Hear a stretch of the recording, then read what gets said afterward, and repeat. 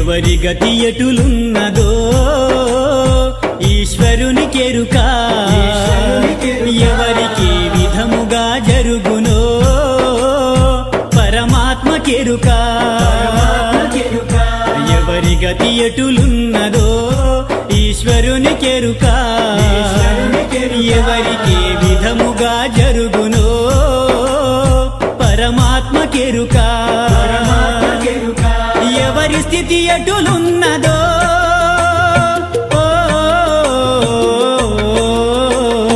ఎగసి ఎగసి పడుటే కాని అలవి కాదెవరికైనా హరిహర బ్రహ్మాదులైనా అనుభవించక తీరదు